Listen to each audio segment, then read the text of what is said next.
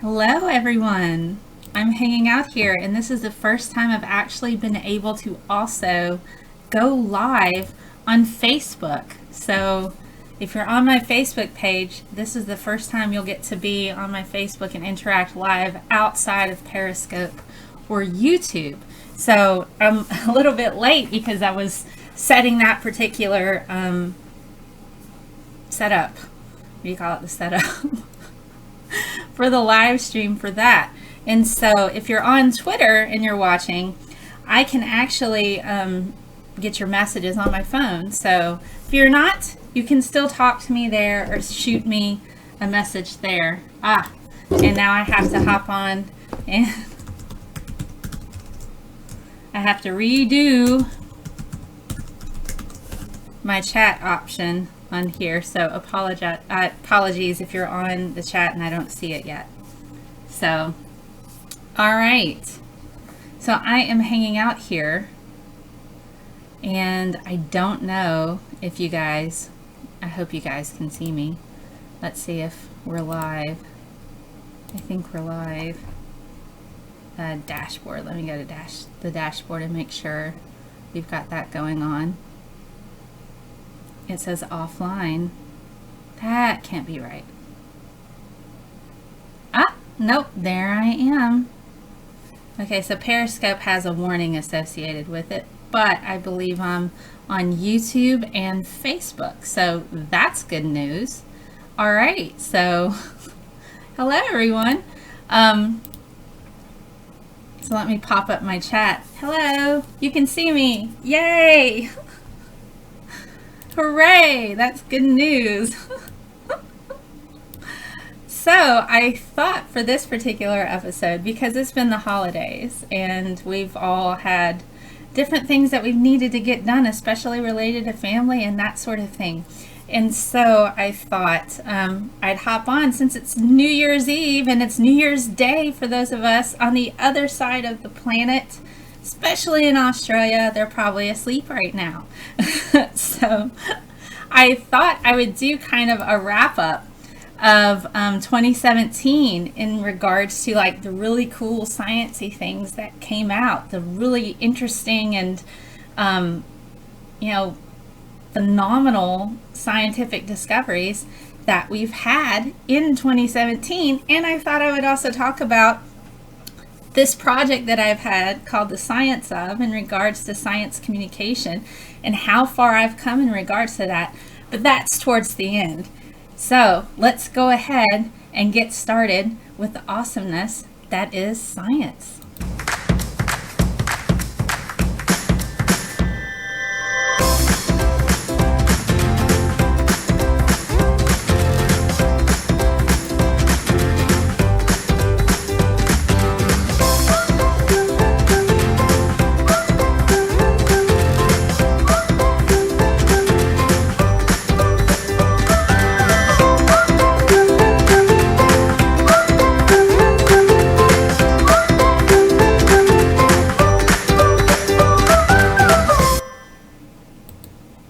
Cool beans. I love my little intros that I have. I have several, and I'm hoping to do more shorts. And I have a Scientist Mill series called Shorts where it's just about 3 or 4 minutes. So I would like to do a bit more of those. So hopefully the new year will bring a lot of cool stuff like that. So let's talk a bit about what's going on in science in 2017. So what I kind of want to do is talk about the cool and interesting things that have come out of science for this past year. I want to talk a bit about some of the favorites that I've seen in regards to the shows that I have and what the future holds for the different shows here on my Science Of show. So let's hop over and I'm going to show you some of the cool things that have happened in 2017 in regards to science. All right, so some of the cool stuff that we got here going on. And these are just like my top 10 that I found that I think are awesome. There's actually a digital pill now that can track patients. And I'm going to talk a little bit about this. I'm going to break each one of these down. Hello, Happy New Year. And so I'm going to talk about each individual discovery and why they're important and what they found out. So there were digital pills. They actually have chips now, implanted digital pills that can track patients. Undetectable HIV means it's not transmissible. That's good news. CRISPR tech. We're going to talk a little bit about CRISPR tech. Now, if you're curious about HIV and CRISPR, I did do videos associated with those that you can find on my YouTube channel as well as Periscope. I'm also going to talk about a 2.7 million year old ice age block, which is kind of cool, and why that's important. Gene modification and cancer treatment. Also going to talk about quantum teleportation. Hello, everyone. I'm going to talk about artificial wombs today. We have artificial wombs. Woohoo! And we're going to talk about pre-humans in Europe that are predating our African ancestors. So that's caused a lot of hullabaloo, as they say in the scientific community. Reusable rockets and metallic hydrogen. And there's a lot of controversy surrounding metallic hydrogen.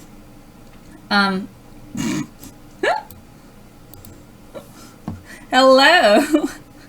So these various particular things, hello, Happy New Year. So these various studies that they've done and these different discoveries that they've had have caused a bit of uproar in some of the scientific community. It's both exciting, and there's also been a little bit of what's going on here. Are we sure this is accurate? Love a good hullabaloo when science advances. So, in regards to the digital pill, all right, so the FDA has approved a particular digital pill that's associated with your smartphone. It has a chip and patch interface. Now, do you take it or do you not? Well, why in the world would they have a particular pill like this? Well, there's a lot of reasons. The particular medication that they're associated with that has to do with people that suffer various forms of mental illness, including bipolar disorder and schizophrenia. Now, many individuals do not take their meds as prescribed, which can lead to behavior issues and increased societal costs. So there are some costs that are associated with healthcare in regards to other societal issues that we see with individuals who have problems taking their medication. Now, this particular pill, this would give doctors an increased amount of information about the medication usage of their patients.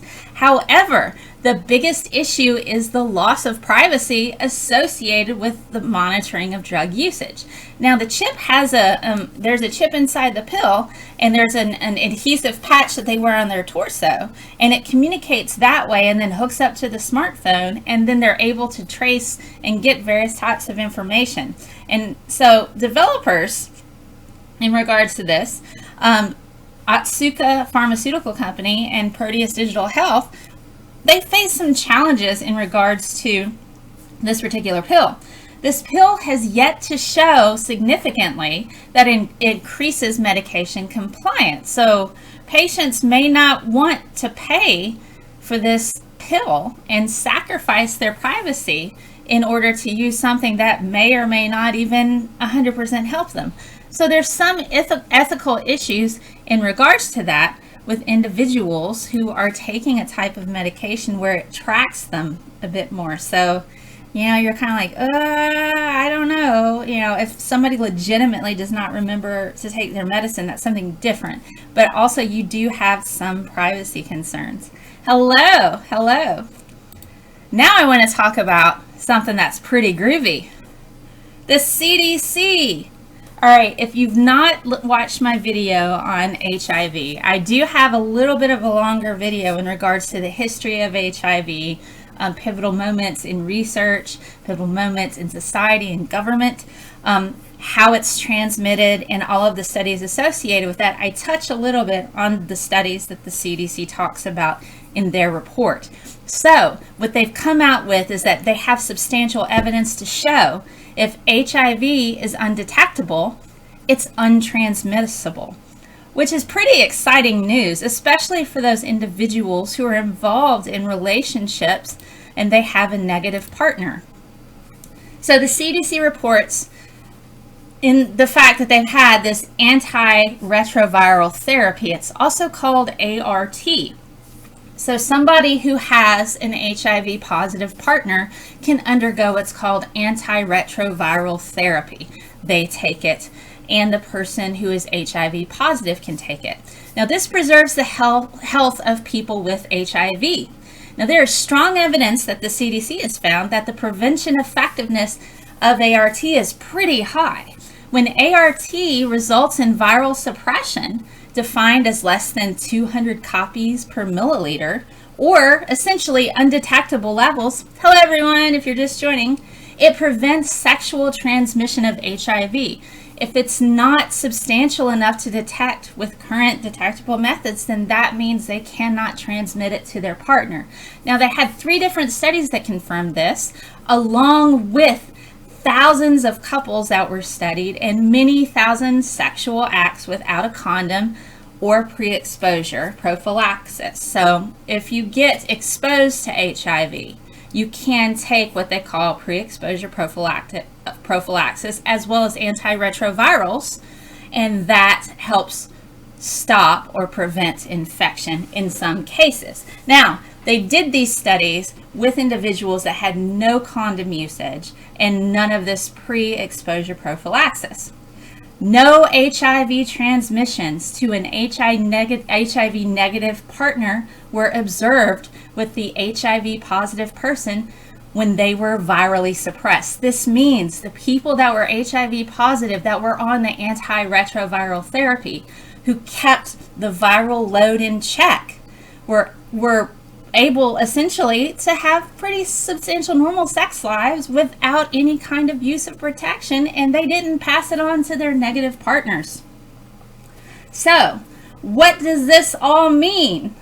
People who take ART daily as prescribed by their doctors, as well as achieving and maintaining an undetectable level of HIV, have effectively no risk of sexually transmitting the virus to an HIV negative partner. Now, as I said before, I did do a video on this, and I talk a little bit more about this research in regards to HIV, and at the time they were currently studying this. So if you're interested, you can check out on my YouTube channel or Periscope my HIV history and also potential for immunity and the new discoveries. So this is all pretty freaking exciting stuff. Now, hello, hello everyone.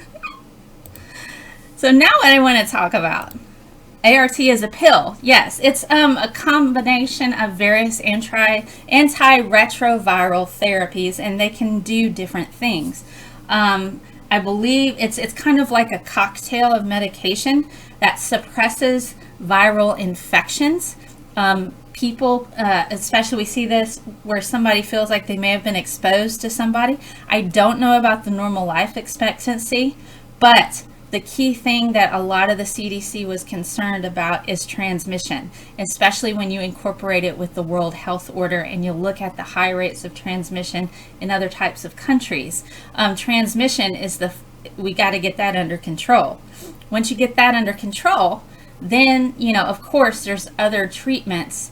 They're not cures, but they're treatments, and they can give a person a longer lifespan as long as they continue the prescribed therapies. I don't know if it's a normal life expectancy. I don't even really know what that means anymore. It's highly connected to your genetics also in regards to normal life expectancies.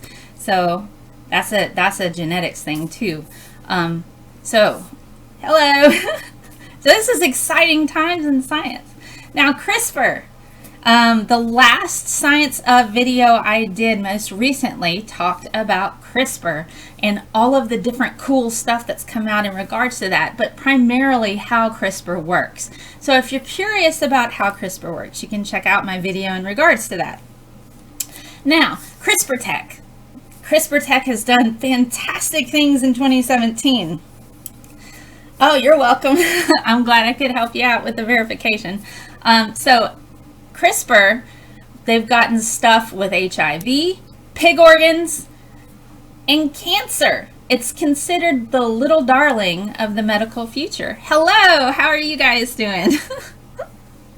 So now I'm going to talk a bit about all of the cool stuff that's happened in regards to the CRISPR technology and what they're doing. It's pretty exciting. So CRISPR has taken leaps and bounds in science in 2017. Lab-generated HIV infections involving mice and CRISPR technology showed it to be effective in preventing HIV infection in mice. CRISPR has also been involved in new medical technology in genetically modifying pig organs.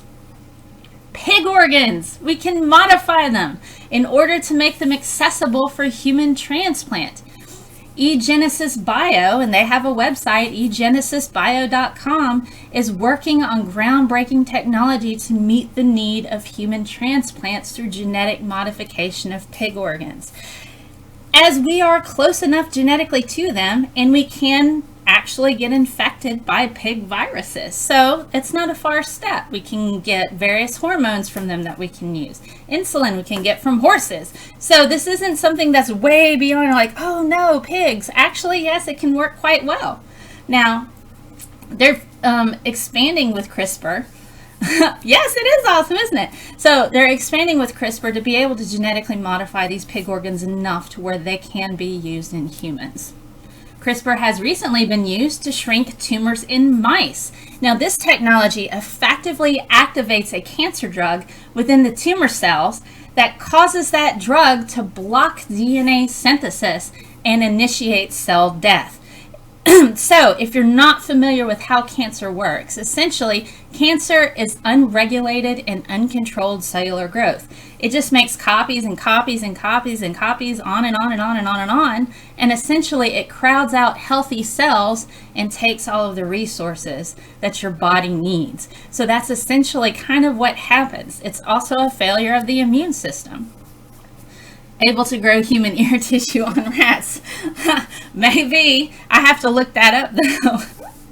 So essentially this particular CRISPR type of technology goes in and it activates this drug that blocks the DNA synthesis and it initiates cellular death within the cancer cells. Now, hello! If you haven't checked out my CRISPR video, I have one discussing the technology a bit more in detail. So I'm just kind of highlighting over the different discoveries. But if you want to learn more about CRISPR, I have a whole video just on that. It's where it can help you understand a bit better what it is that's involved in that particular technology. It's all biomedical, so it's fascinating. Now we're on to the 2.7 million Ice Age block. Hello. I like using a little Ice Age. He's got an ice block around his neck. So why is this important? Well, we can look at old ice and it has bubbles inside of it that we can analyze greenhouse gases. Now, this particular block of ice, this core, came out around and it's aged at about 2.7 million years ago when the Ice Age first began. So let's talk a little bit about what that means. So essentially, Science Magazine reported on this story. And if you're curious about any of my sources, I post them all at the end of my shows. And I post my slides on my website, sciencesmel.com. You can download my slides. All of the hyperlinks are there. There's a lot of links for this particular episode of the Science Of. And you can just check them all out and read all of these articles and these journal articles and all of this information, as well as videos associated to this content. So that's there for you. All right, so Science Magazine reported on this particular story.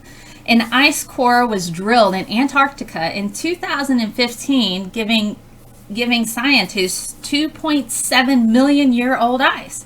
Now, the previous record for the oldest ice was about 1 million years old. Now, greenhouse gases from Earth's atmosphere are locked in bubbles within the ice. This was at a time when the planet's cycles for glacial ice, increasing and decreasing had just started. See, we are currently in an ice age because we have polar ice caps.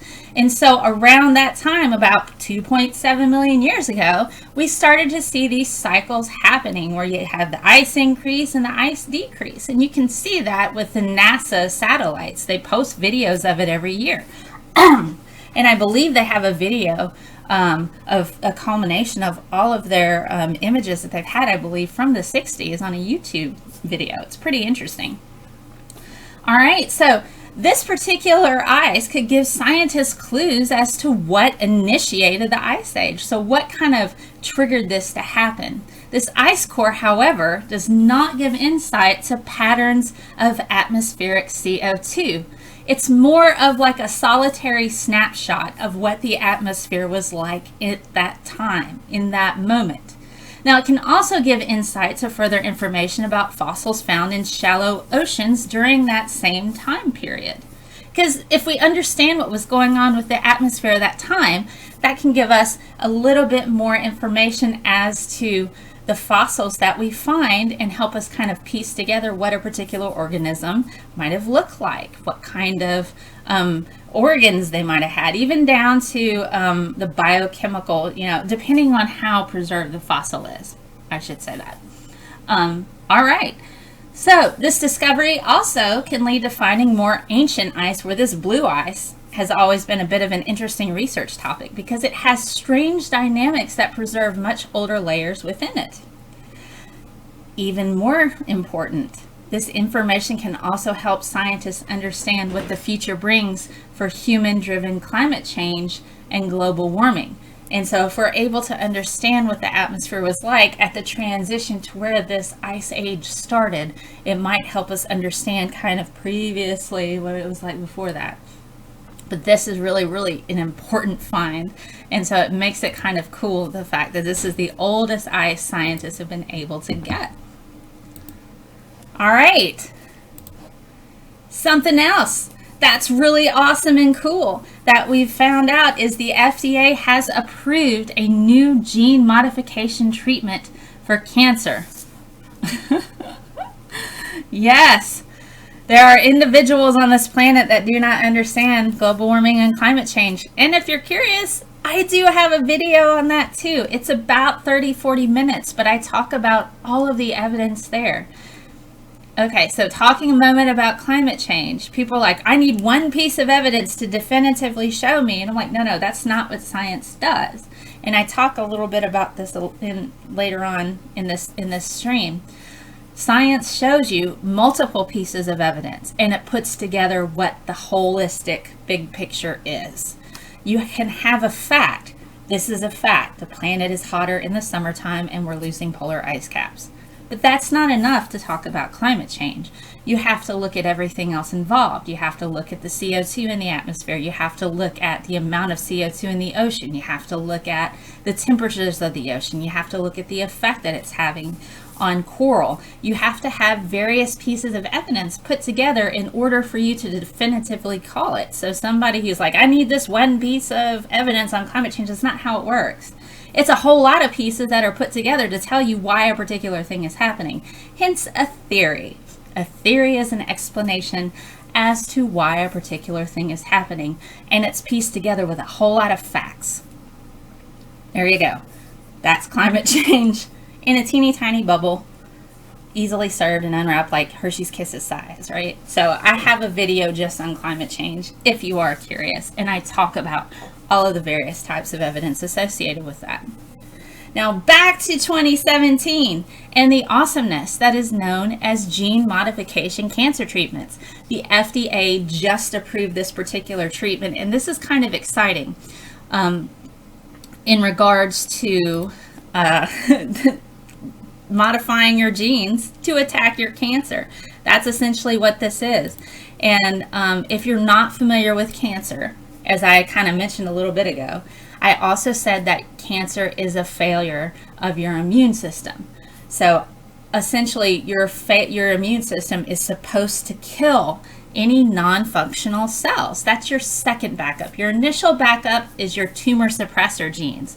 And so if you have a cell and it's shut off the tumor suppressor genes, which we see in certain types of cancer, cervical cancer being one, the HPV virus shuts off those tumor suppressor genes.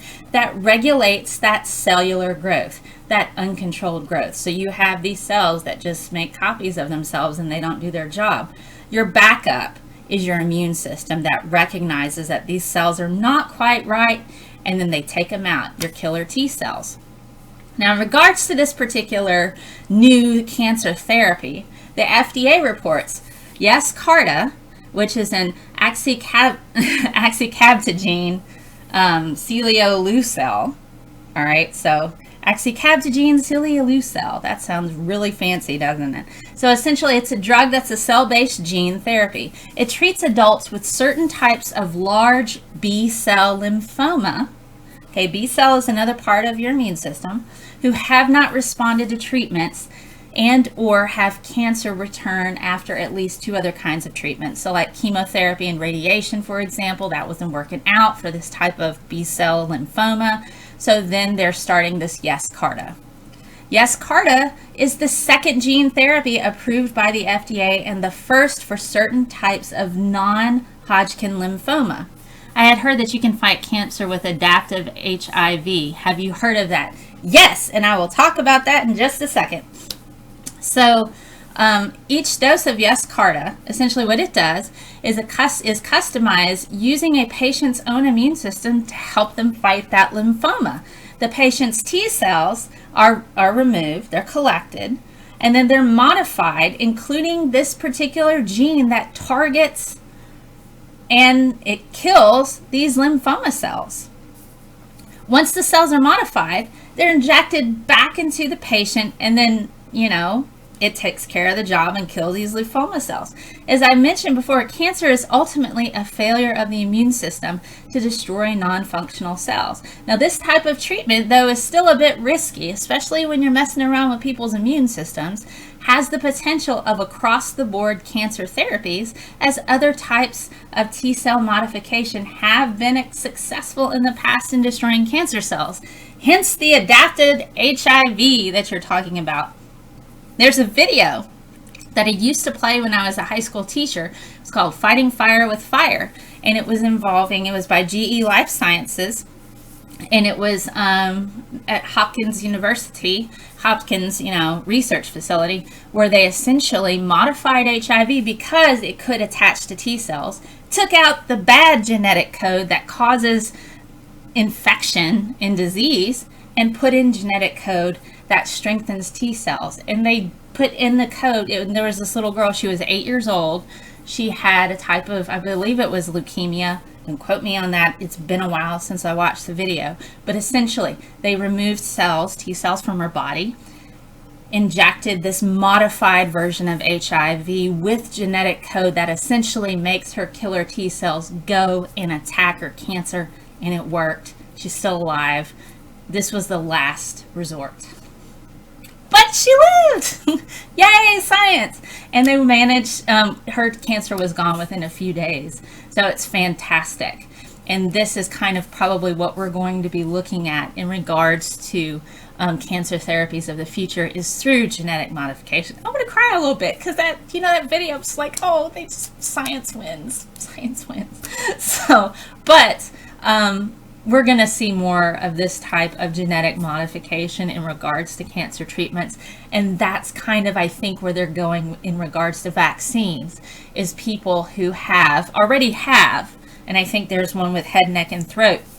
They're trying to go through and make a type of vaccine, so to speak, that can be injected into people to kind of modify those particular cells, or at least reprogram their immune system to go and attack their own cancer. So it's awesome, fascinating stuff, and I'm just kind of excited to hear about it. So it's exciting times in science, and I love to hear about it. Okay, so let's talk about this other thing for you guys out there, for you guys and gals that are just like, is Star Trek here yet? Is Star Trek here yet? Quantum teleportation has been achieved in 2017. Now, this particular team in China managed to teleport a photon to a satellite, and they used something called quantum entanglement. So quantum entanglement, quantum is one of those things that I kind of default to Richard Feynman. If you think you understand quantum mechanics, you don't understand quantum mechanics. And I kind of fall into that way of thinking to a degree, because quantum, it's kind of crazy in what it happens. I mean, just merely observing particles, you change how they behave. So it makes it kind of difficult in order to do things on the quantum level. So Big Think, if you're familiar with that particular online magazine, they report that this quantum technology comes from a team in China. Now, they managed, like I said before, to teleport a photon from Earth to a satellite that was in orbit. They used what's called quantum entanglement, that particular property in quantum mechanics. Science Daily describes quantum entanglement as a phenomenon in which the quantum states of two or more objects have to be described within reference to each other. So there's references that associate them, that they behave with each other in a certain way. You can predict what this one's going to do by what this one does. So if I have this and this, if I have two objects, this is always going to do something in response to something that this does. And this is always going to do something in response to what this does. So that's kind of what quantum entanglement is. I'm fixing my T-Rex dinosaurs in Doctor Who. So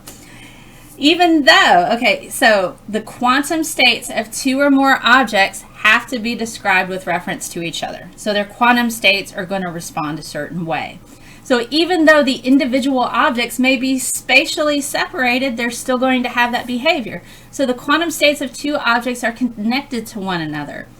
Now, these researchers use this property in order to teleport a photon. Now, let's not get too excited about this. Photons have no mass, so we are really, really far away from teleporting things that have substantial mass, like people. Now, as I said before, Richard Feynman, who said it best, if you think you understand quantum mechanics, you don't understand quantum mechanics. Should have figured you have a sonic screwdriver. I do, and it's tens, which happens, I believe, to be rivers as well, right? Later on. I can't help it. I love that show. I love Doctor Who. How can you not love Doctor Who? It's just perfect, isn't it? So, the next cool thing that I want to talk about that science has done. You guys, it's just really awesome. All right. Artificial wombs. Artificial wombs are a thing now. This has the potential for helping premature babies. Now, they used fetal lambs, and there's a reason for that, and I'm going to get to that in a second. So this is kind of like a cartoon drawing of what they did that comes to us from the Children's Hospital of Philadelphia. So these artificial wombs, and what are they all about? So essentially, recently published in Nature, they have no rest mass. Yes, they have no rest mass. All right, that's photons. All right, so recently published in the prestigious journal Nature, scientists at Children's Hospital of Philadelphia developed something called biobags to hold lambs that were 4 to 6 weeks away from finishing their gestation. Now, when we compare lambs to people, all right, lambs are physiologically similar to humans in their fetal state, and that 4 to 6 weeks away from finishing gestation is the equivalence of human beings being born at a 23 to 24 week pregnancy, so a premature in that regard. All right, so the lambs were removed via C-section and placed into these biobags. All of the lambs developed normally when they checked at 4 weeks. The lambs who were allowed to develop outside of the womb and not euthanized for further study are now 1 year old and seemingly healthy. So that's good news for us. Now, the need for this research stems from the extensive care associated with premature human babies. Now, this biobag gives hope to generating a similar biological environment, allowing babies to finish developing. It completely simulates the womb as well as the placenta and the entire environment. So it allows babies the ability to finish gestation in a highly controlled environment where they can be watched and cared for. But further research is still needed before clinical application, but still, this gives hope for premature babies of the future. So this is a step forward in medical science. So the other thing I want to talk about, and this has had another bit of hullabaloo. That's crazy. Go science. Science wins. Yay. Albert would be proud, wouldn't he? Albert was always hanging out with me. Albert in the back. All right. So, stuff for the evolutionary biologists, especially those who study human evolution. Pre-humans in Europe that predate African ancestors found in the Balkans. This is amazing. Dramatic music. You know, people are like, oh, scientists got human evolution wrong. No. Everything is the learning step. And the fact that we found this means there's more stuff to know. So it's cool. There's more stuff to know. So what exactly did these scientists find out in regards to that? Well, let me tell you. Science Daily discussed this, and I have links to all of these articles as well as the journal articles so you can read the data yourself as well. 7.2 million year old fossils were uncovered in modern day Greece and Bulgaria. This shifts the perceptions involving the origin of humankind, placing it in the Eastern Mediterranean and not in Africa as what the general consensus has been. So this has been a whole lot of information that's just kind of come at us in regards to human origin. So it's really exciting stuff. This also proves to be a lot earlier than previously thought. Okay, so scientists are concluding that Gregopithecus freybergi, I probably said that wrong, but that's how I would say it, but I imagine it might be incorrect, so apologies for that, are indicative of the first prehumans to exist following the split from the last chimpanzee human common ancestor. Now, how did they come to this particular conclusion? Well, they studied the dental evidence, environmental evidence, also showing that climate change was a driving force for divergence, and they also studied fire, grass, and water stresses through looking and with microscopy, looking at fragments of charcoal and plant silicate particles. So what they took was combining the information that they found in regards to these pre-human remains, the environmental samples, the studies of the fragments of charcoal and plant silicates, and understanding widely known plant history. The research came to their conclusions about the environmental impact on the split from chimpanzees and the first humans found in the Balkans. We know that climate change and environmental triggers are things that kind of push evolution and give it a nudge as to where new adaptations arise. So this isn't a far stretch, but the first humans, they're finding these fossils to be so much older than the ones they found in Africa, and they found them in Europe. So it's highly likely that, you know, we had this split from chimpanzees happen within Europe and have some happen later in Africa. So this is all entirely interesting stuff, and it'll be interesting to kind of see where science goes with this in regards to what they put in the textbooks for the origins of humans. Now for the space people. The space people. Are you not excited about Falcon 9? SpaceX's Falcon 9. They've generated reusable rockets, which can possibly give us a sustainable space future. This particular image is Falcon 9 as it was landing on a ship out in the ocean from returning back from when it was launched at, I believe it wasn't Cape Canaveral, I believe it was Kennedy Space Center. So this particular one was launched from Kennedy Space Center, landed on a grid on a ship. We have reusable rockets now, which you would think that it was like, well, why didn't NASA have reusable rockets sooner? Well, there's a reason for that. Elon proved a lot of doubters wrong. Yes, he did. Elon Musk is like taking up that torch of science and running with it, isn't he? So in March 2017, SpaceX, Elon Musk company, successfully launched and landed the first reusable rocket. This lessens the cost of space research considerably, and this particular rocket had a telecommunications satellite. It had both used and new parts on it. And it landed successfully on a ship. This is the second time that it had landed successfully without issues. The first being on land at Cape Canaveral with the first test run. Now, this could save millions of dollars, as it costs tens of millions of dollars just to build a rocket that later dies after use. SpaceX just landed one on ground first time the other week. Yes. So the reason why, tens of millions of dollars to build a freaking rocket ship that just falls apart and you lose the boosters and all of this. It's just like, gosh. It's only 1%. Okay, it is rocket fuel. We're like, okay, rocket fuel or propellants, are not the largest cost to get in a rocket in space.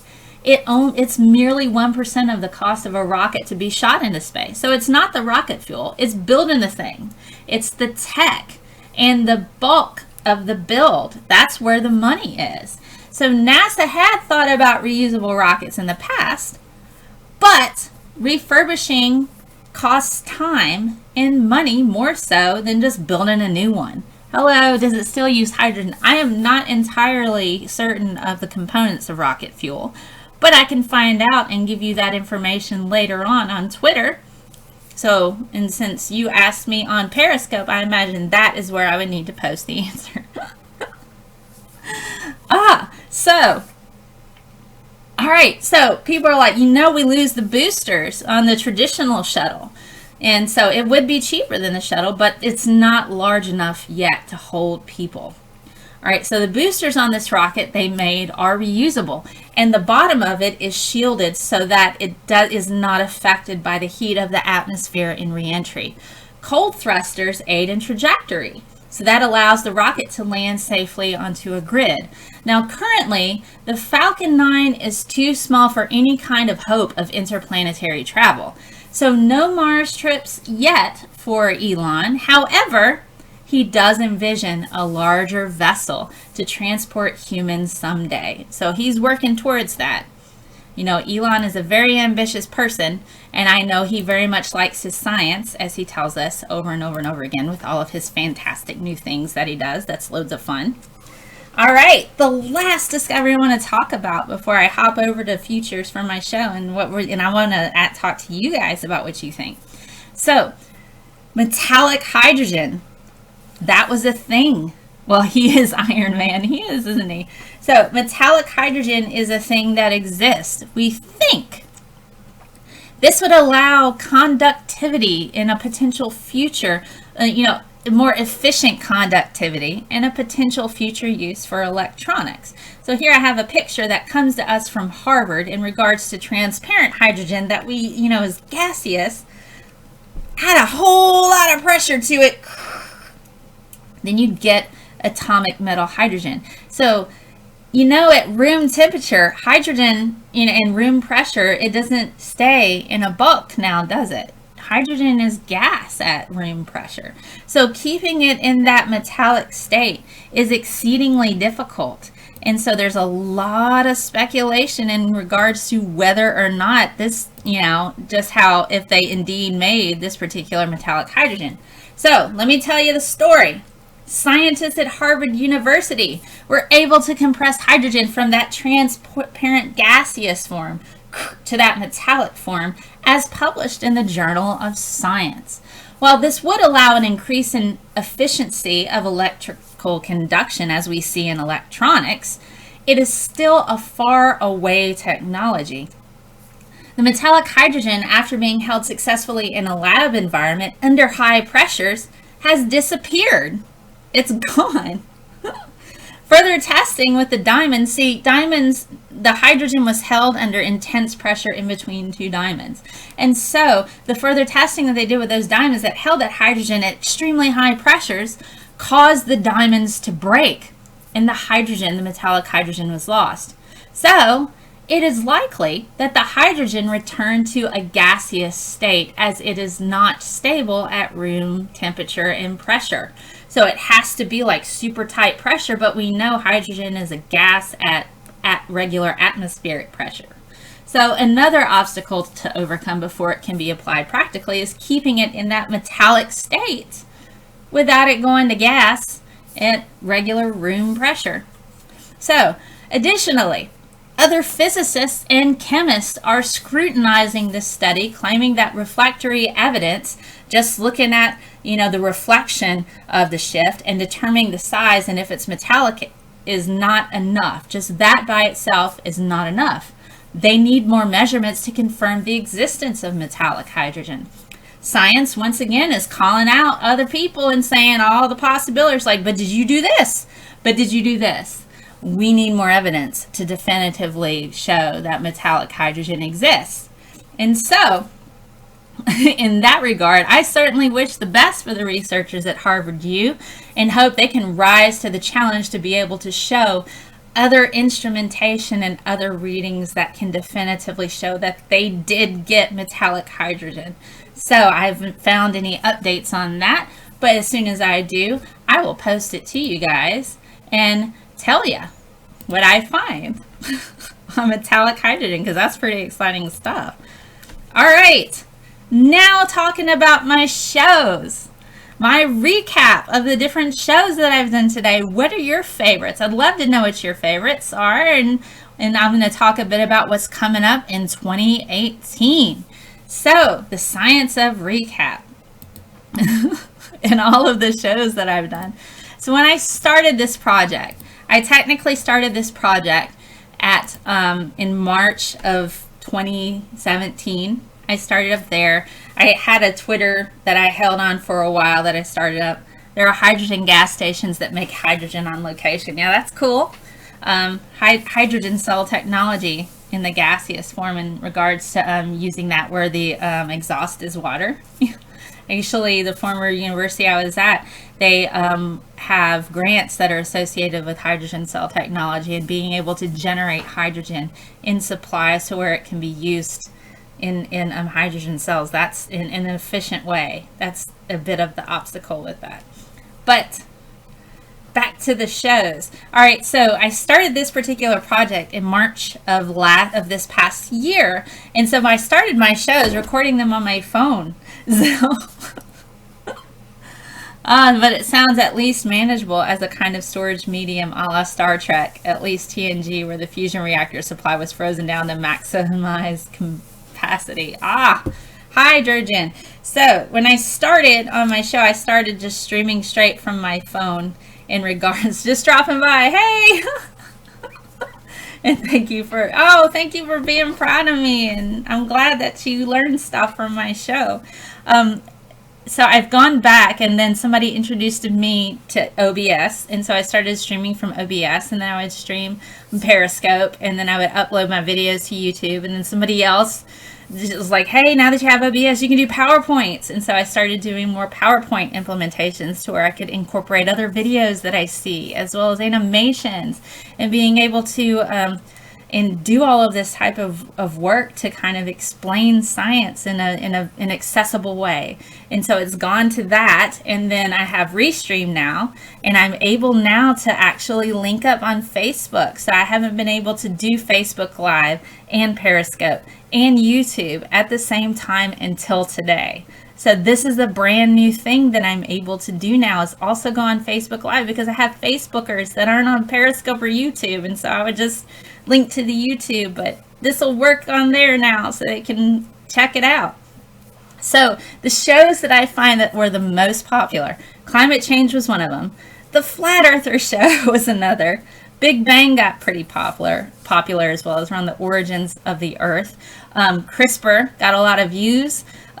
Cannabis Cannabis got a lot of views too. A lot of people were interested in how the cannabinoid receptors that go on in your brain and the effects that it has and where they are found in the body and what kind of effects does that have and that sort of thing. And so I talk a lot about research in that. So I try to make these shows as accessible as possible. And I understand that some people kind of want, you try to learn some new stuff every day. Yay! Cool, keep it up. Okay, I'll do my best. I used to have a different background altogether, and I'm actually in what I call my nerd cave. Now, my nerd cave has all kinds of collectibles and stuff like that. As you can see over here, I have like all kinds of collectibles right there. And yeah, I got my Princess Leia going on, so I have all kinds of different stuff. And on that wall is a whole bunch of other collectibles. So I kind of feel like this is my own little sciencey home. Oh, your favorite one was on autism. You learned a lot. Yay, I'm so glad. The autism spectrum. And so what I try to do with this is there's a lot of misconceptions, especially associated with gender versus sex, genetic sex. People don't understand that. Climate change, there is a confusing thing there. And so given our current atmosphere, especially in this country where 1 in 4 Americans think that the sun revolves around the earth, that's a real thing that you can check out on the National Science Foundation study of 2014. That was just what, like 3 or 4 years ago? Star Wars shelf, yes! So 1 in 4 Americans think the sun goes around the earth. There are Harvard graduates that don't really, that they did a study on that couldn't explain how the seasons happen. But this is the state of the U.S. and it's not too much unlike other countries in regards to some of the scientific literacy. But this is what I do to try to give back. I want to be able to explain things and make things accessible. And I do want to have more challenging videos that are a bit harder science, but I might call it something else. So what's coming up for 2018, I want to do more things associated with this. So what are the things that I'm looking at doing? Well, I still have my audio podcast. It's called Hey Scientist Mel. I'm looking for more people to appear on that particular show. I have somebody that I'm looking at that has written for National Geographic that's going to appear, where I'm coordinating with her at some point in time. I have other people that want to pop by, and I try to make it to where it's a diverse group of topics. We don't always stick to one thing, and sometimes we talk about social issues because they're relevant to science every once in a while. Yeah, it is scary that people don't understand the sun is a star and it doesn't really go around the earth. The earth goes around it. So what am I going to do? More podcast episodes. And if you know of any scientists that want to hop onto my hashtag Hey Scientist Mel, that is literally the name of the podcast. Hashtag Hey Scientist Mel. It's in my Twitter bio. I'm looking at doing audio versions of my live feeds. If that's something that you are interested in, to where you have it more accessible, to where maybe you can't stream YouTube, you'd rather listen to it, I'm considering going back and doing audio versions of my live feed so you can take that with you. More guests on my shows. I'd love to have more guests hop onto here and talk science with me in regards to my live streams. More quizzes. I have people. How about PZ Myers? I would love to get PZ Myers on here. I would love to do that. I'm always happy to talk to people, just about anybody, about science. It's cool. I'm going to work on quizzes. I have quizzes already uploaded on my website, scientistmel.com. And if you're not familiar, there are achievements to unlock with those quizzes. And I try to post one at least every week. I have started an industry job now where I'm working in protein recombination in regards to expressing different types of proteins through using yeast and E. coli. And so I have a job now with that, but it's a day job. So I'm able to do things associated with my science communication account in the evening and the weekend. So that makes me happy.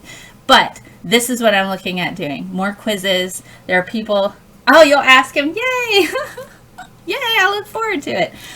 So I also am looking at, I've got people who have won mugs recently. Mugs.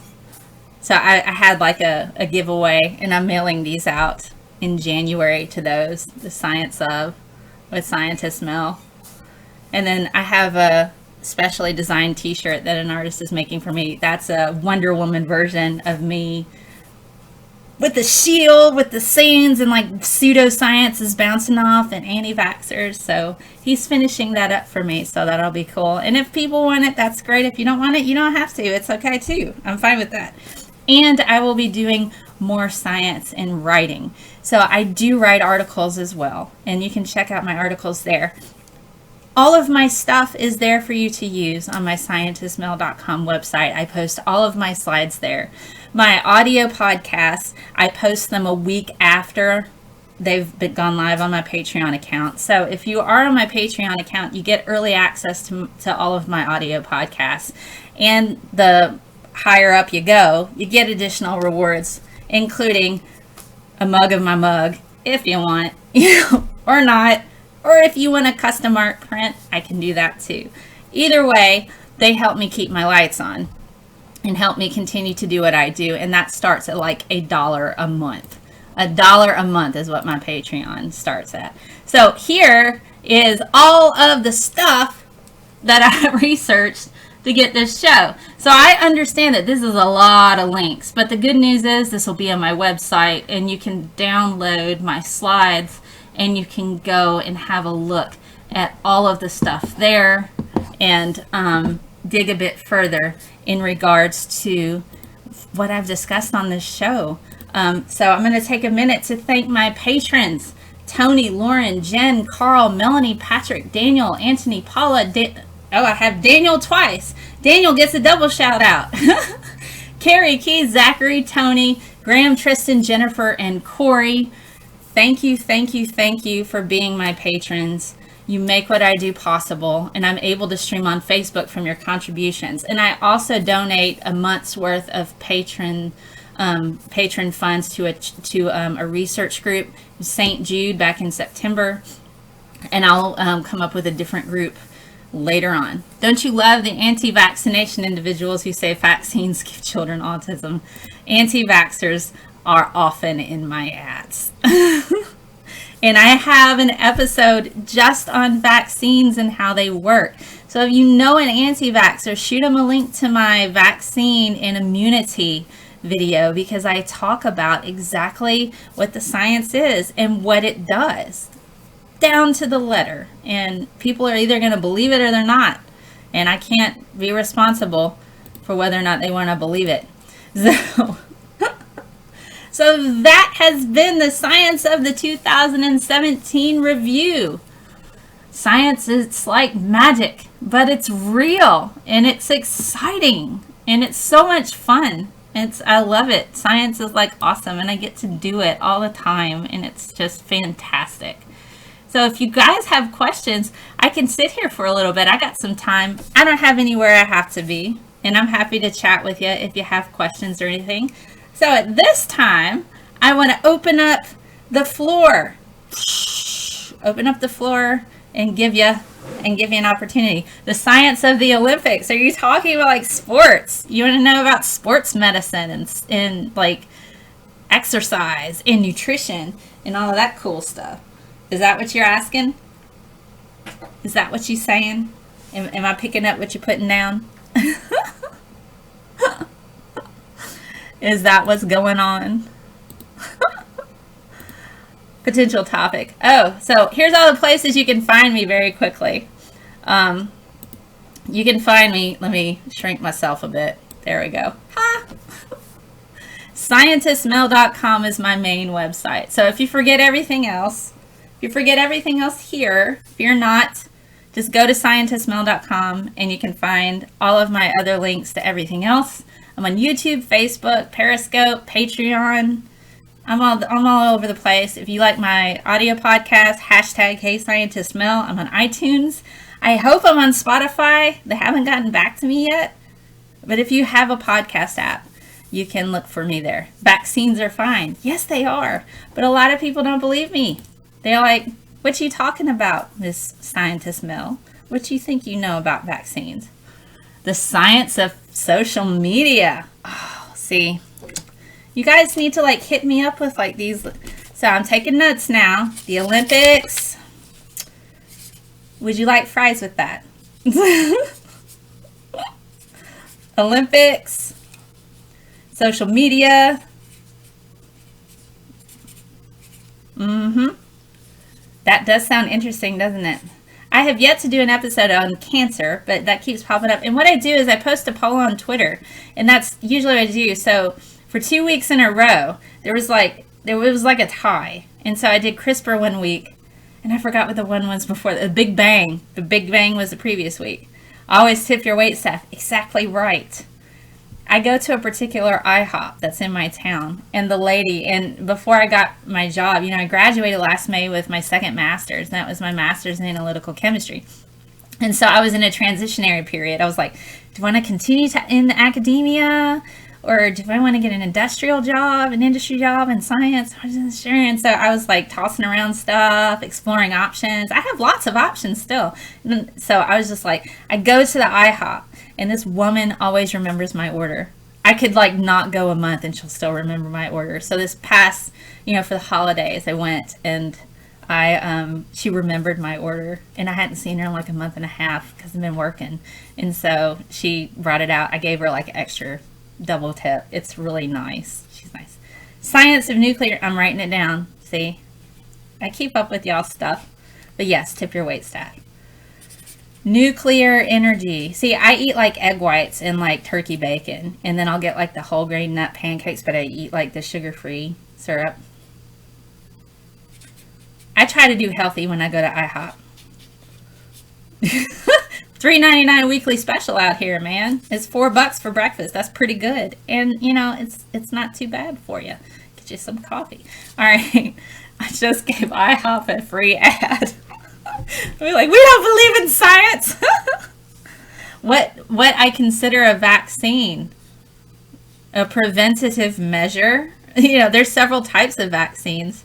Just egg whites and dead virus. Well, kind of. You can have a live version of the virus that's not as harmful as the, fully type of activated, full-on, highly potent virus. You can have a live virus injected. You can have an oral vaccine.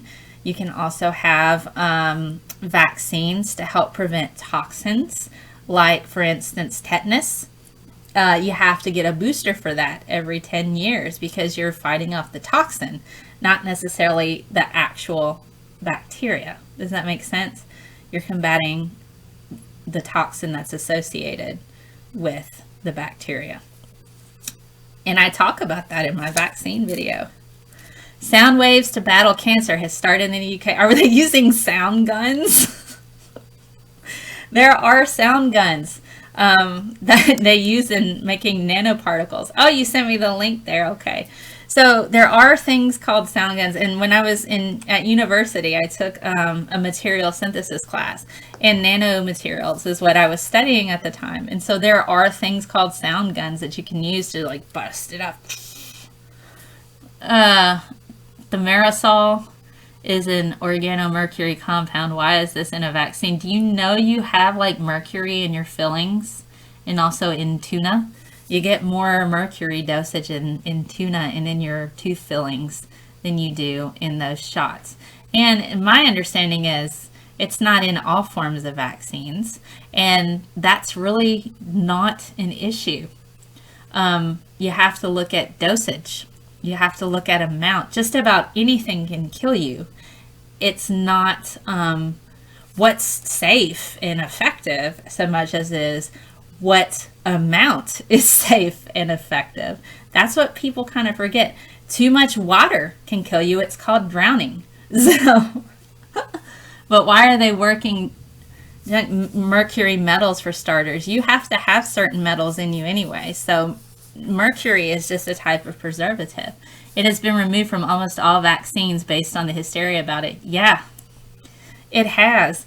Even dentist office, because of the fact people got really freaked out about mercury. A lot of dentists don't even have that in their tooth fillings anymore because really people, I have mercury in my fillings still.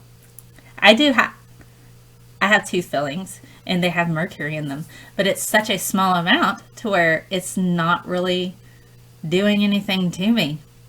I mean, you're going to be exposed to trace metals, drinking water, eating vegetables, doing anything. So, yeah, you don't like that either. Well, you know what? That's just kind of, them's the breaks. Sometimes you're going to get exposed. You probably have more danger of walking outside and getting skin cancer than you do of having any issues associated with mercury in fillings or in the tuna fish that you eat. That comes right down to genes. It comes down to your genetic code and what it is that your body's able to work with. I mean, if you have a high rate of mitosis, then you might have an increased risk of getting any kind of, DNA damage. Why not the science of human sexuality, huh? You might be making my toes curl up thinking of the drill. Here, I got a thing for you. Am I fixing you yet? Science of human sexuality. I'm going to have interesting people pop up on if I post that. So, you want 3D printed teeth. I actually have a background in 3D printing. It's pretty cool. It's how I helped generate a breast cancer test. They will off-gas. So I've got Olympics, social media, nuclear energy, human sexuality. Do I have anybody who's on here who's listened to my audio podcast before and caused brain damage? I'm going to take a sip of my Wonder Woman drink. There we go. Because I've been talking a lot. Most illnesses they vaccinated against will continue to mutate and need different countermeasures. That's a degree, yeah. 3D printing has come a long way. And it's kind of fun that I've got a bit of training about that. There's different types of 3D printing that you can do, whether it's with tissue or, different types of plastic. Is cause of autism in fact not dead albumin and virus? No, autism is not caused by vaccines at all. There's more genetic links, and also age of parents has something to do with that. So the older you are, the less viable your sperm and eggs are. So that's a thing that happens. The science of adultery. Oh, now we're getting into psychology stuff. All right. Well, that kind of goes in with sexuality, doesn't it?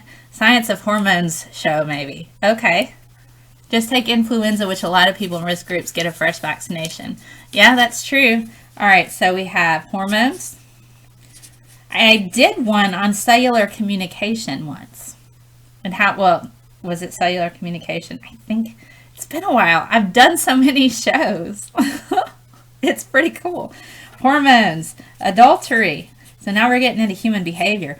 I did do a show on the science of trolls, and that was actually pretty popular. I need to go back and do it in this newer format, though. And that kind of touches a little bit on when I talked about flat earthers and why they behave the way that they do. But I should redo the one on trolls because, troll behavior can become quite problematic. And then you border on like narcissism. That's a good one, isn't it? The science of narcissists. Wouldn't that be cool? Well, that was my own head that did that. I would much rather do a talk on what you guys want to hear. Narcissism. I wrote that down. Trolls. So I got my little flip pad here. Olympics. See, this is why I don't write things, because my writing is terrible. Olympics, social media, nuclear energy, human sexuality. Then we got hormones, adultery, narcissism, and trolls. That's probably not how you spell narcissism. You have to go last 45 minutes of the year. Oh, Happy New Year. Gonna go for it. And thank you for making my video intro. So if you're not familiar with his channel, you should check it out. What about nanotech? Oh, that was part of my research, was in nanotech. Nanotechnology. Why I gotta go for it? Nanotech. There is so much stuff in nanotech. Whether it's drug delivery systems, and then you're talking about metallic nanotech, and then you're talking about liposomes. So different. I talked about the neuron gaps. I did have an episode on the brain, the science of the brain. So that's kind of cool. I have to go back and do some of that. Notice how flat earthers are also pushing religion. I don't know. flat earthers are postmodernist trash. Flat earthers, it's funny. I don't get as many trolls as I used to, especially with the flat earthers. They're not in my at so much because I usually just don't engage. Oh, okay. So I usually don't engage to have, like, you guys like digging my Groot shirt. I am Groot. So, but flat earthers, they're their own brand of wow, you're correcting your own grammar, gonna go for it. But flat earthers, I think it's more of the sense of belonging. They like to belong to a group that has the secrets of the world, and you have to be one of their special people to fall into their group. Ross and Carrie podcasted a few flat earth shows. How about anything positive to say about our 45th president? He's done a great job of showing all of the corruption involved in the government. So we just know just how awful people are there. So he's done a good job about that. Good job for that. How about that? Because that's completely and totally accurate.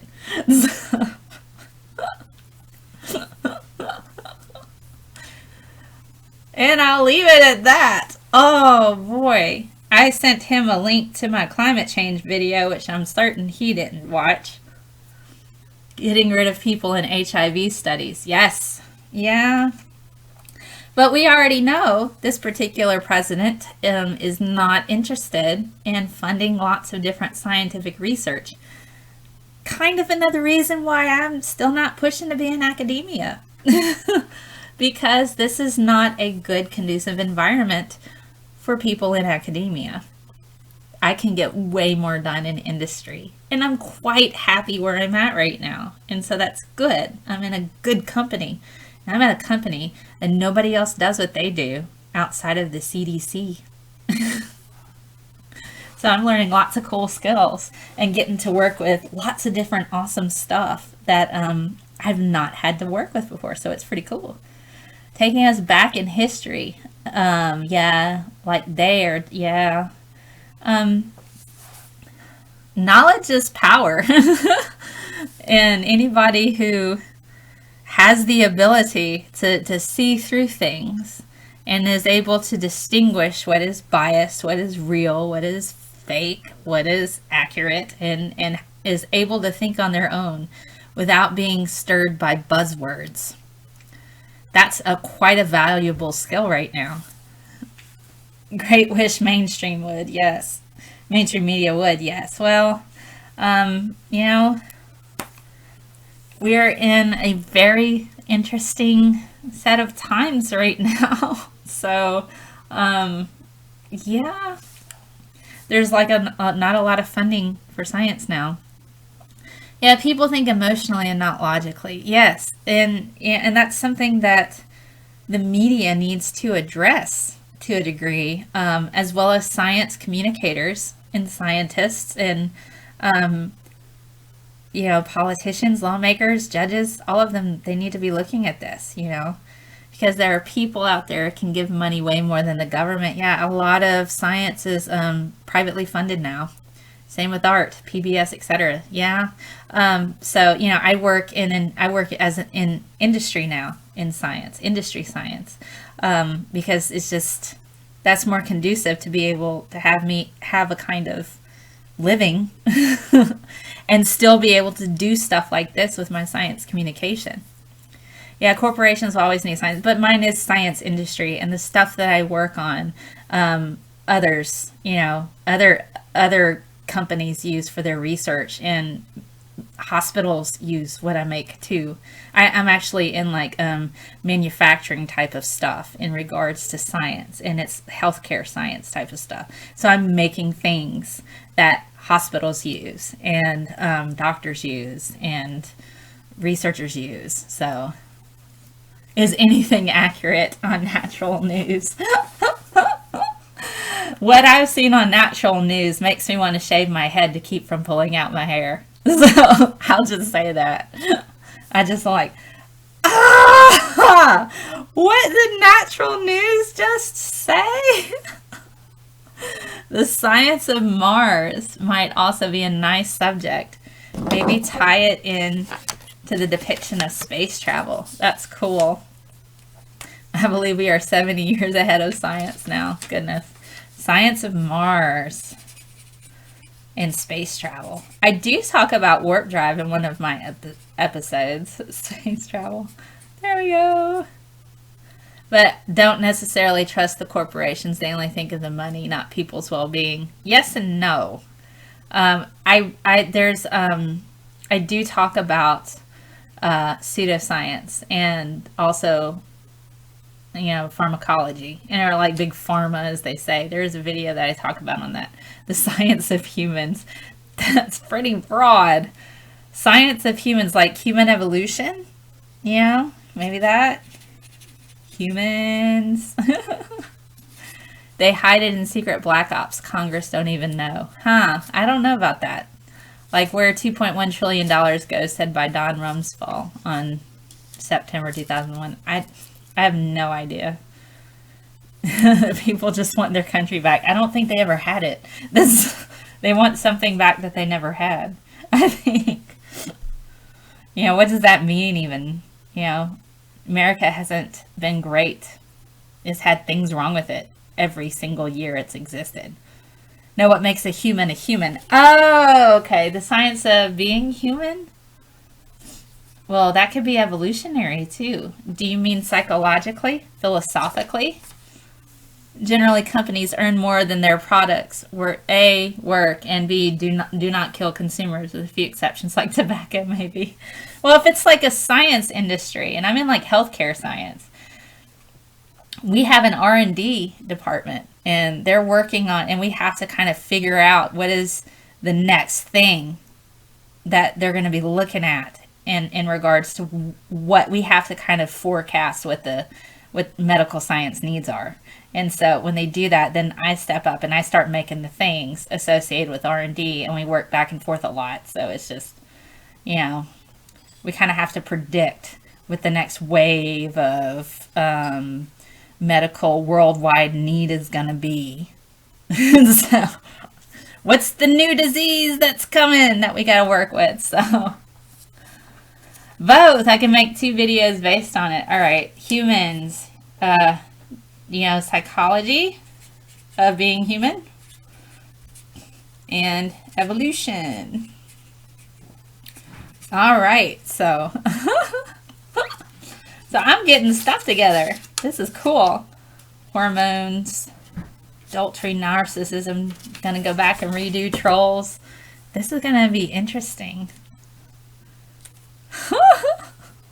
I have all kinds of cool stuff for the future. So I'm trying to, let me see. I don't know if there's anybody on Facebook that's like sending me messages right now, because I haven't sorted out how to do that.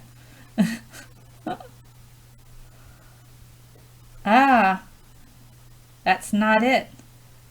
Okay. Trying to sort out if anybody sent me a message. Fast food kills too. Fast food does not have very good nutrients in it. I could talk about junk food, the science of junk food, and what's in that. You wanna learn what's in the Big Mac? Science of junk food. And to be fair, there's a lot of different societal things that we can touch on in regards to junk food. Because a lot of fast food restaurants take food stamps, and it's cheaper sometimes for a family to go and get meals at fast food restaurants than to buy fresh fruit and vegetables. It's just expensive for a lot of people. FDA GRAS list potential for addiction diseases. Do they really want to know what is safe in food when people eating way more than they thought dosages would be? Seems like humans are de-evolving. They're not de-evolving. That's not possible. You can do that in thought. Biologically speaking, it's a bit different. All one-sided styles of diet can and will kill you by the effects of malnutrition. Fast food, insane amounts or frequencies, is not really awful for you. what kills you is overuse. Well, I mean, yeah, to agree, yeah.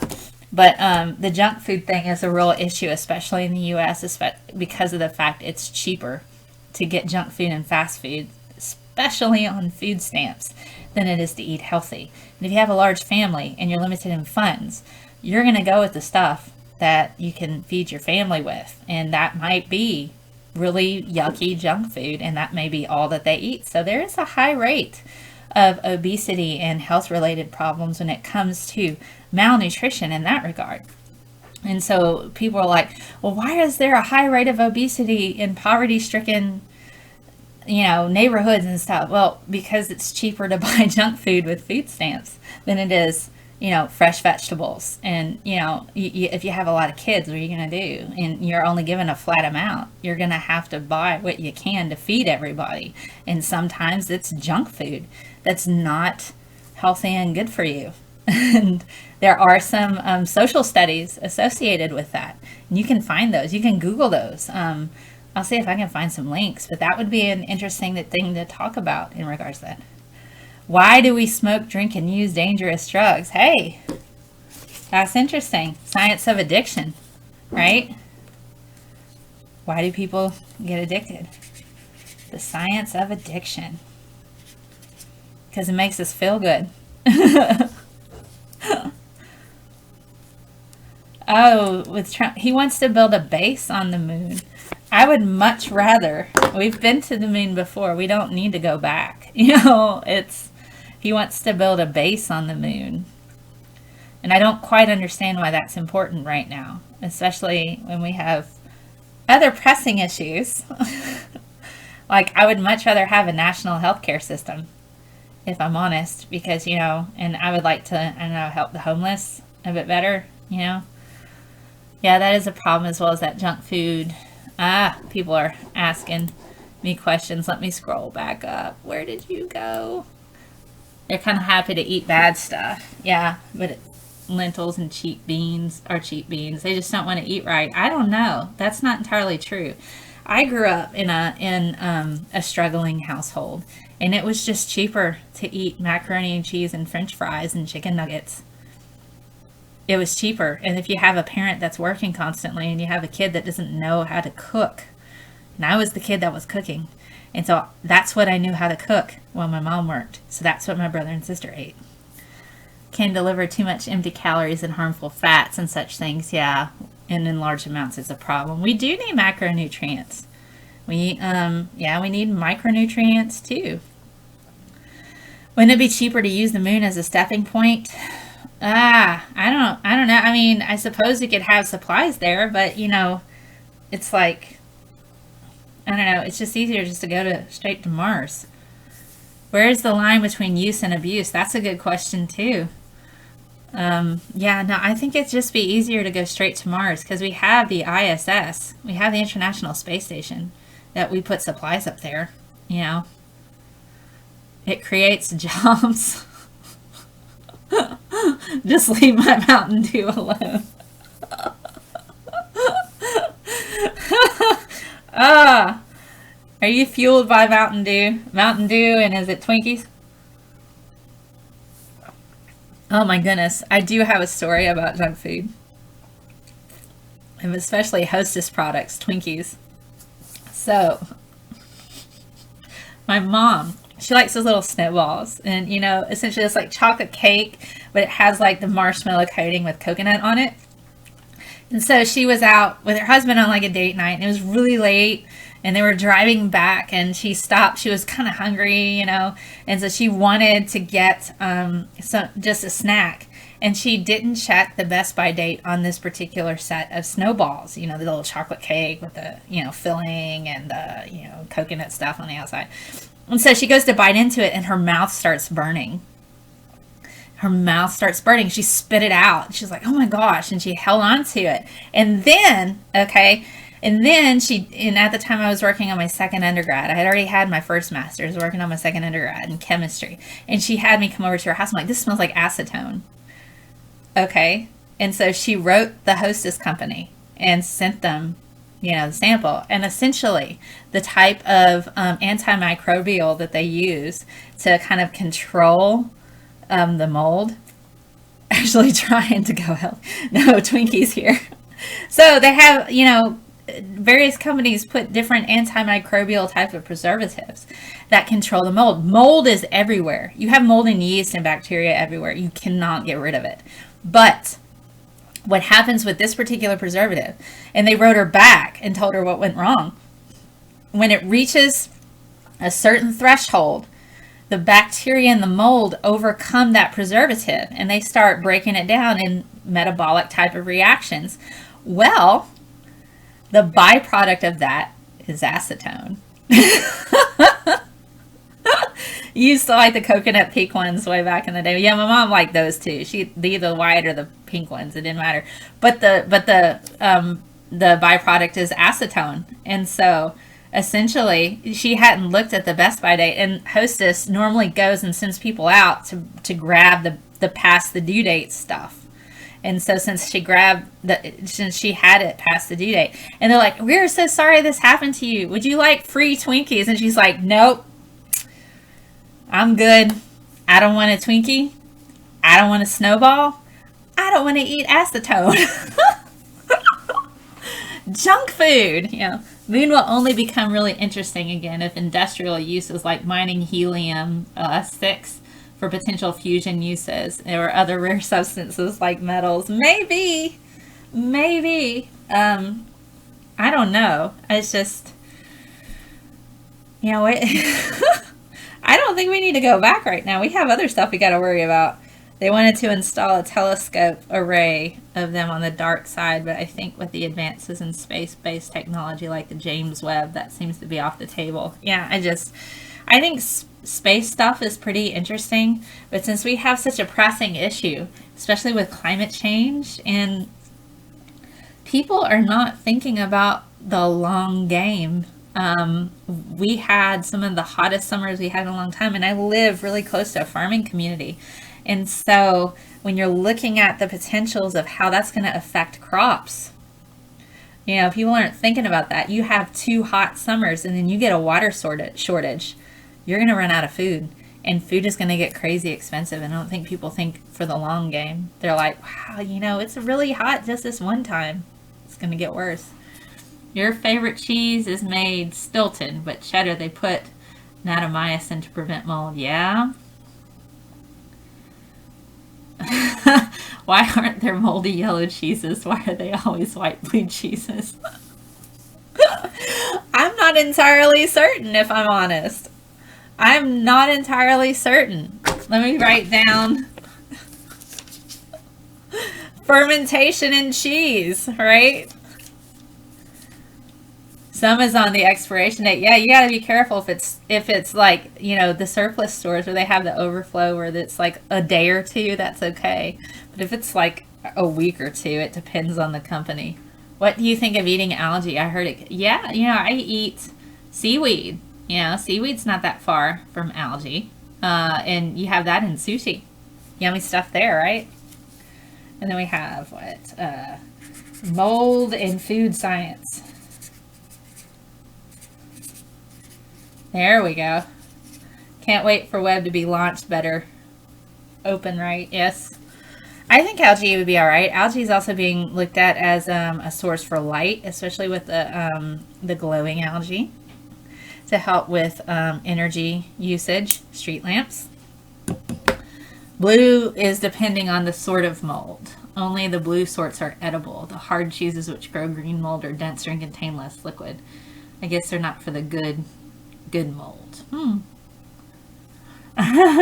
Mexican cheese that has gas maggots in it. Oh, please don't tell me that. I got white cheese dip sitting on my table over there with my all-day brunch for New Year's Eve. I don't want it. Oh my goodness. This is crazy. I'm trying to see if I can get back.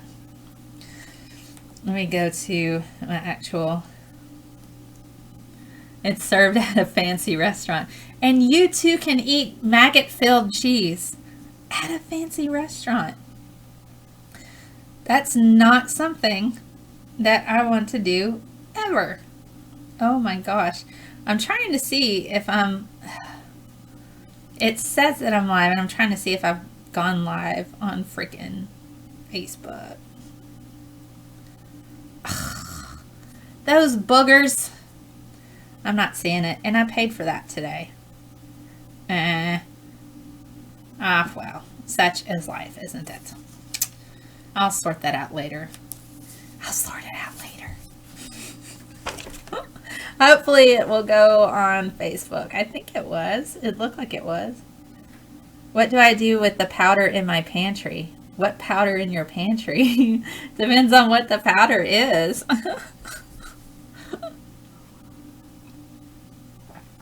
Hard to use unless make bars with other grains.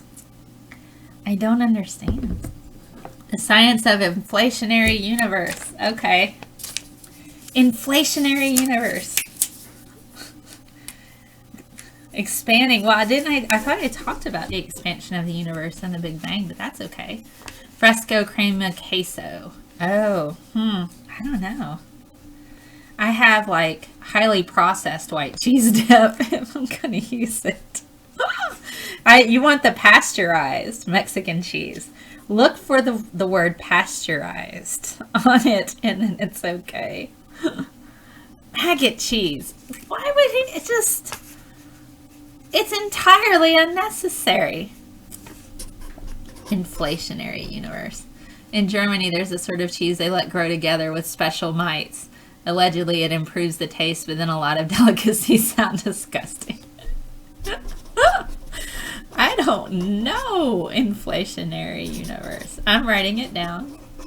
What I'll do is I'll post, I've got so many ideas on here now. I'll post all of these in various times in polls and have everybody vote, and that'll be cool. If it wiggles, it's not cooked enough. Blue-green algae powder. I'm not certain what to do with blue-green algae powder. Is it like I would imagine it'd be like some kind of plant protein that you would add to like a shake or something. Probably put it in algae muffins. Make algae muffins, put it in flour. I wonder if that would be good. Have like multicolored, and you add a little chocolate, have like chocolate chip algae muffins. Is that a thing? Or we can make it cheesy, except without the maggots in it. Oh, you don't make smoothies either. Smoothies are yummy. I like smoothies. Smoothies are cool. So, how long have I been streaming? I don't even know how long oh gosh, it's been like an hour and a half. It's been an hour and a half now. In North Carolina, we have an insect week where they cook all types of insects. That will be the week that I will not be in North Carolina. When in doubt, just smoke the plant material. Oh my goodness. Well, you can eat certain types of bugs. They contain nutritional value. I agree. Yeah, still learning. Yeah, certain types of bugs do have nutritional value. If I'm starving, I'll eat bugs. I will. But if I'm not starving, I choose not to eat bugs.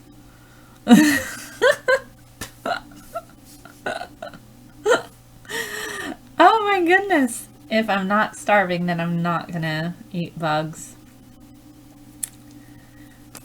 Not today. Oh goodness, I've been on here an hour and a half, and I have to get ready for later on, but hence if it's wiggling, it's not cooked enough. Ew! The science of ickiness. All the things that make us go, roasted is much better. 2 hours, it says. Really? Good grief. No, I've only been live like an hour and a half. And I've got on my OBS software, it says an hour and a half. You guys have been tolerating a lot of science today. Must have been a 30-minute countdown. Well, I'm going to run for now because it's been an hour and a half, but this has been a really, really, really, really, really fun episode. Oh, no wiggly stuff in my food. Ick. No. No. But this has been a fun episode of the science of it's okay. YouTube says started 2 hours ago. YouTube is rounding up a lot then. Rounding up a lot. So, anywho, I will be back to normal next Saturday, and I'll post a poll to either today or tomorrow, probably tomorrow, with the choices you guys have given me for the next Science Of. If you like what I do, you can hit me up on patreon.com/scientistmel. Check Twitter. You know, I'm on Twitter a lot. I also have a Facebook page, and all of my stuff is available for your use on scientistmel.com. My videos stay up forever on Periscope as they do on YouTube. So, always something new to learn. Yay!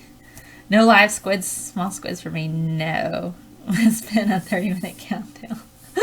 Well, thank you for being here. I hope you have a safe and wonderful new year. And I'm looking forward to sharing more science with you in 2018. Yay! Have a super fantastic day, and thank you for being here with me. Happy New Year! Squishy science hugs.